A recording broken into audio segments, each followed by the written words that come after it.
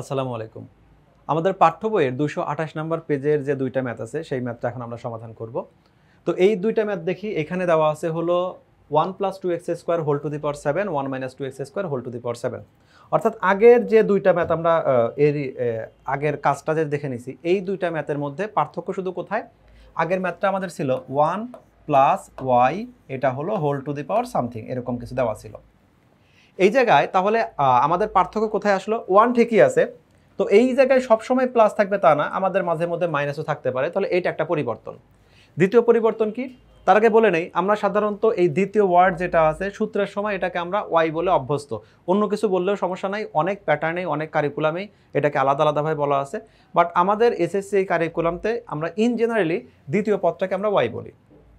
তাহলে এই আমাদের ম্যাথটাতে ওয়াই এর জায়গায় আছে কত? এখানে আছে হলো 2x²। আর এইখানে আমাদের দ্বিতীয়টাতে ওয়াই এর জায়গায় আছে কত? -2x²। তাহলে আগের ম্যাথ, আগের পৃষ্ঠা 225 পেজের যে কাজ আছে, সেই কাজের সাথে এই কাজের পার্থক্য কত হলো? এখন আমাদের শুধুমাত্র এই চলক থাকবে না, এর সামনে একটা সহগ আছে, মানে সহগটাকে আমাকে ক্যালকুলেশন করতে হবে। এর সাথে কি আমাদের যদি সাইন থাকে, যেমন ধর প্লাস অথবা মাইনাস, সেটাকে আমাদের ক্যালকুলেশন করতে হবে। এর সাথে কি থাকবে? পাওয়ার আছে একটা, সূচক আছে একটা, সেটাকে আমাদের ক্যালকুলেশন করতে হবে। আমরা 9 চ্যাপ্টার যখন করি তখন খুব একটা কমন কথা আমরা বলে রাখছিলাম, লক সূচক, জেনারেল ম্যাথ বা হায়ার ম্যাথে যাই বলি, এখানে আমাদের ধরো এখানে আছে 2, এটা হলো x² হোল টু দি পাওয়ার, এটা হলো 7। তাহলে আমাদের এই 7টা, এই 2 এর উপর আমাদের 7 কাউন্ট হবে। তখন 2 দুগুণে 4 দুগুণে 8 দুগুণে 16 দুগুণে 32 64 128। তার মানে এখানে আমাদের 128 এটা হলো। এটা কেন হলো? এই 2 এর উপর 7 আমরা কাউন্ট করছি। আবার এই যে x² আছে, এর উপরও 7 থাকবে।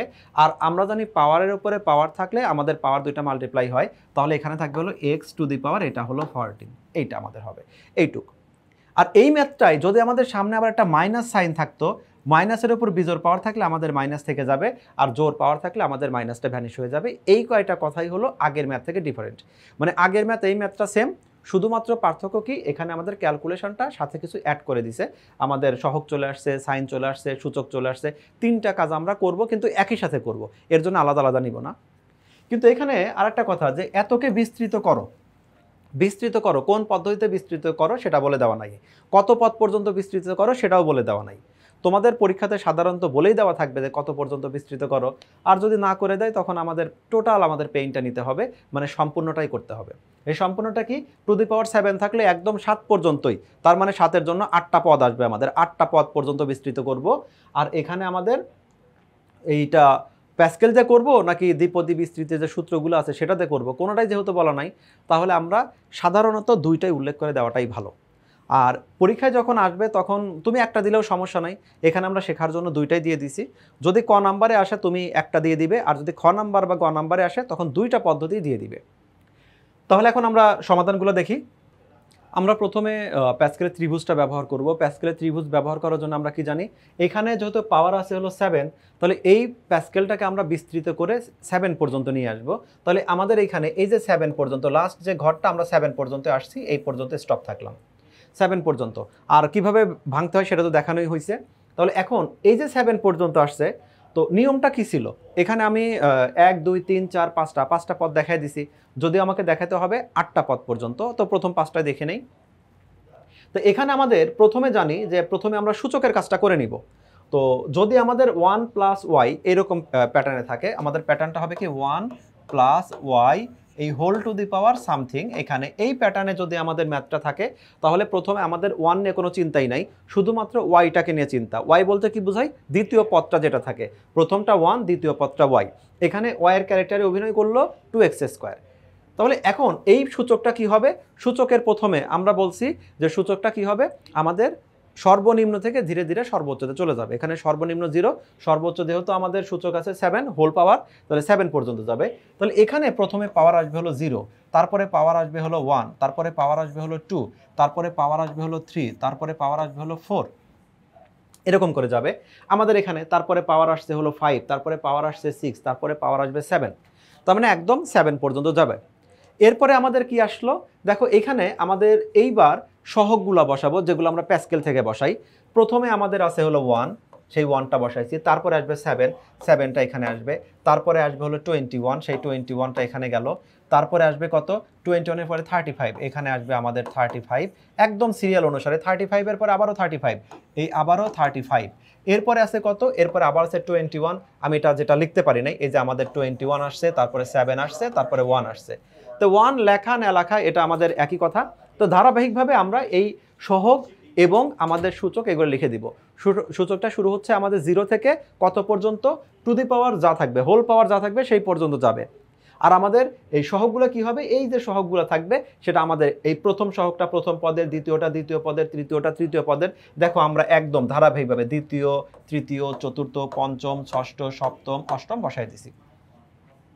ক্যালকুলেশনের সময় শুরুতেই দেখো আমরা এখানে কি দেখতে পাচ্ছি যে সবসময় এটা তো 1 থাকবে, প্রথম পদের সহগ সবসময় 1, আর এখানে হোল টু দি পাওয়ার 0 আছে।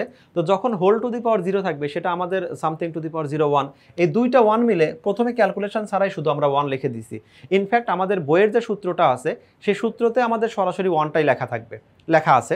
তো তুমি সরাসরি 1 দিতে পারো, তোমার যদি মনে হয় আমি এভাবে রিপ্রেজেন্ট করে দিব সেটা আরও ভালো হয়। তো এইভাবে আমি সম্পূর্ণটা দিয়ে দিলাম।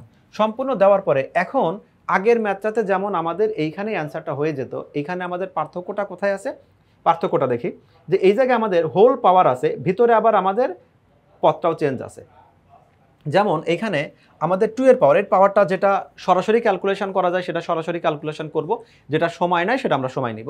তুমি চাইলে একবারেও করে দিতে পারো। প্রথমে হলো এই যে 2টা আছে, 2 এর ওপর পাওয়ার আছে 1, যদি পাওয়ার 1 থাকে তার মানে 2ই থাকবে, 2 এর সাথে 7 মাল্টিপ্লাই করে তাহলে আমাদের 14 হলো।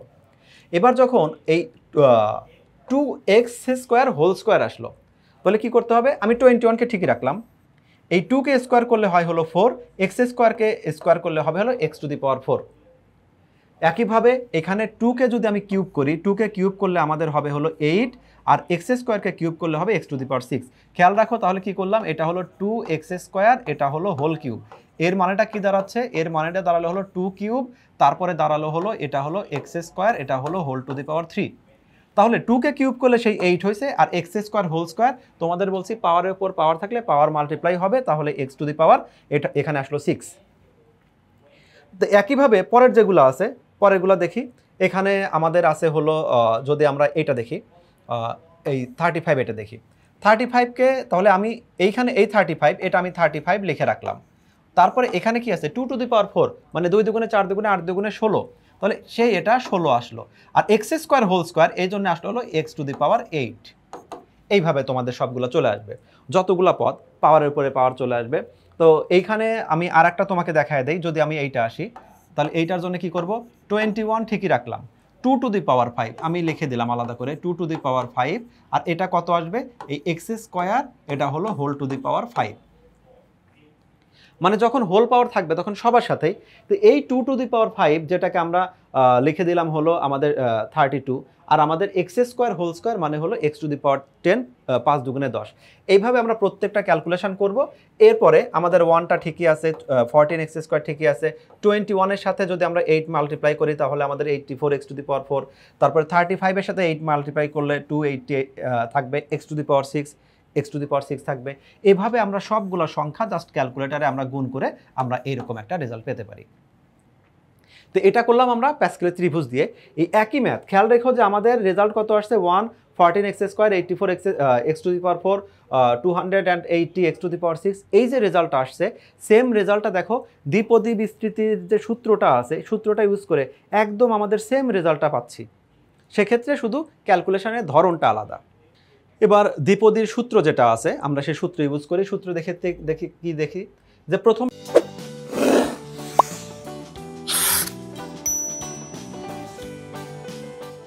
সূত্রটা আমাদের কি ছিল, সূত্রটা কিন্তু আমি বলে নিছি যে আমাদের সূত্রটা হবে এরকম, যে আমাদের প্রথমে হবে n0, আমাদের ধারাবাহিকভাবে প্রথমে আমাদের আসলো n0, আর এটা হলো y two the power 0।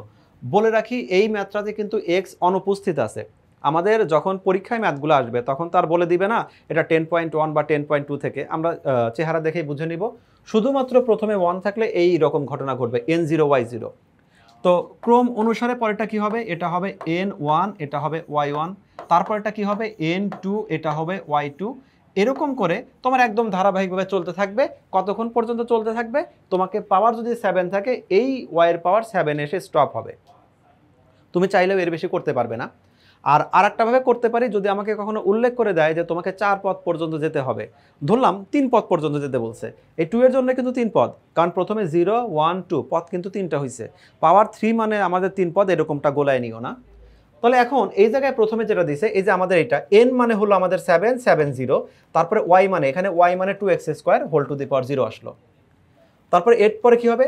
7 1 2x² whole to the power 1, 7 2 2x² whole to the power 2, 7 3 2x² whole to the power 3। এইভাবে আমাদের একদম কত পর্যন্ত যাবে? আমাদের 7 এসে স্টপ হবে। এই সূত্রটা থাকবে।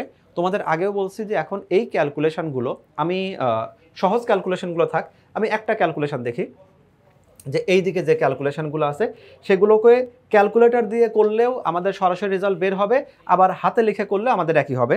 তো আমরা প্রথমে করব কি, যদি আমি শুধুমাত্র এই এক্সাম্পলটা নেই যে আমাদের 7 যেটা আছে 7 4 2x⁴, তাহলে প্রথমে আমরা এইটা করি। 7 4 দেওয়া আছে মানে 7c4, প্রথমে ক্যালকুলেটরে 7 প্রেস করলাম, তারপরে এই শিফট দিয়ে যখন ভাগ দিব তখন ভাগের উপরে যে শিফটের কালারটা আছে সি কম্বিনেশনটা উঠলো 6, তাহলে সি উঠাইছি, কিন্তু সরি 7c উঠাইছি, কিন্তু আমাদের 4 এখন উঠায় নাই, 4 উঠাই দিলাম, রেজাল্ট আসলো কত? 35। তাহলে এইটার জন্য আমাদের আসছে 35। তো এখন দেখি আসলে আমাদের 35 হয় কিনা।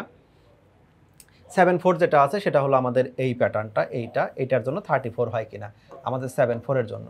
নিয়মটা কি ছিল? 7 4 যদি হয় তাহলে 7, তার থেকে 1 কমে যাবে 6, 1 কমে যাবে 5, 1 কমে যাবে 4, 1 2 3 4। যদি 4 থাকে তাহলে 4টা আমাদের 4 বার আসবে, 5 থাকলে 5 বার আসবে। তো যেহেতু এটা 4 আছে তাহলে 7 6 5 4, প্রথমে 7, 7 থেকে 1 কমে 6, 6 থেকে 1 কমে 5, 5 থেকে 1 কমে 4, নিচে আমাদের 1 2 3 4, 4 এর সাথে 4 কাটা গেল, আমরা একবার 3 দুগুণে এটা 6 কাটা গেল, তাহলে এখন 33 7 আর 5 35 থাকে, আমাদের সেই 35টাই আসছে। তো এইখানে তুমি যদি সরাসরি এইটা ক্যালকুলেটর ইউজ করে করো তাতেও সমস্যা নাই, আবার তুমি এরকম দেখাই দিলেও সমস্যা নাই। আমার বোঝার স্বার্থে আমরা আর একটা ম্যাথ দেখি, যে এই ম্যাথটা আছে হলো আমাদের 7 5। 7 5 মানে কি? তাহলে এবার কিন্তু আমাদের 5 ধাপ যেতে হবে। প্রথমে আমরা নিচেরটাই লিখে নিই যে এটা 1 2 3 4 5, তাহলে প্রথমে 7 থেকে 1 কমে গেলে 4 5 7 6 5 4 3, 5টা গেছে, উপরেও 5টা নিচেও 5টা, কারণ এখানে 5 বারই আমাদের কম্বিনেশন করতে বলছে। তো এই জায়গায় এই সংখ্যাগুলো আমাদের যাই হোক, আমাদের সবসময় এটা ক্যালকুলেশন করলে আমাদের একটা পূর্ণ সংখ্যায় আসবে, এবং সেটা ধনাত্মক পূর্ণ সংখ্যায় আসবে, n বলতে পারি। এবং যদি কখনো তুমি দেখো কোনো ফ্র্যাকশন চলে আসছে, তাহলে বুঝবে তোমার ক্যালকুলেশন কোথাও না কোথাও ভুল হয়েছে। তো এখন দেখি আমাদের ফ্র্যাকশন অবশ্যই আসবে না, প্রথমে 5 5 চলে গেল, 4 4 চলে গেল, 3 3 চলে গেল, এখানে আমি এটাকে কাটলে হবে 2, তাহলে 7 দুগুণ এখানে 14 আসবে, বাকিটার সাথে ক্যালকুলেশন হবে। তো এইভাবে করতে পারি। আর আমরা যদি ক্যালকুলেটরে উঠাই তাহলে এখানে আসছে হলো 7 5 7, তাহলে শিফট, আর এটা হলো 5, তাহলে আমাদের 21, সরি ভুল বলছিলাম, এটা হলো 21 আসবে, আমাদের 2 তো চলে গেছে। তাহলে এই জায়গায় এইভাবে আমরা ক্যালকুলেশন করে সরাসরি ক্যালকুলেটরেও নিয়ে আসতে পারি, আবার আমরা এখান থেকে হাতে লিখেও করতে পারি। খেয়াল রেখো যে এর সাথে কিন্তু আবার এই জায়গায় যেটা আছে 2 টু দি পাওয়ার 5, তো ক্যালকুলেটরে উঠাতে পারো, 2 দুগুণে 4 দুগুণে 8 দুগুণে 16 দুগুণে 32, সেই 32 লেখা আছে এইখানে, x² হোল টু দি পাওয়ার 5। তো আমরা জানি পাওয়ারের উপরে পাওয়ার থাকলে 2 জন মাল্টিপ্লাই হবে, তাহলে 5 দুগুণে এখানে কিন্তু 10 আসছে। এই ধারাবাহিকতা তুমি মেনটেন করো। তাহলে এখন শুধু বাকিটা আমাদের ক্যালকুলেশন করে শুধু বসায় দেওয়া। প্রথম যেটা 1 আছে 1 থাকলো, এখানে আমাদের আছে হলো যে 7 1 মানে 7, এর সাথে 2 মাল্টিপ্লাই করলে আমাদের 7 দুগুণে 14x², এইটাকে ক্যালকুলেশন করলে এখানে আসতো 3, 3 7 21, 21 সাথে 4 মাল্টিপ্লাই করলে আমাদের এখানে 84x⁴। একইভাবে এইগুলো আমাদের সবগুলো ক্যালকুলেশন করলে 280x⁶, 560x⁸, এইভাবে লিখে দিয়ে আমরা অ্যান্সারটা পেতে পারি। তো যেভাবে আমরা ক্যালকুলেশন করলাম হলো এই 1 + 2x², এই ক্যালকুলেশনটা করলাম, যদি তোমাদের এই সেম ম্যাথটাই এইভাবেই আসে যে প্রথমটা আছে প্লাস, দ্বিতীয়টা মাইনাস আছে, একই জিনিস আছে, তাহলে কি হবে? শুধুমাত্র আমাদের সাইনের ব্যাপারটা একটু খেয়াল রাখতে হবে।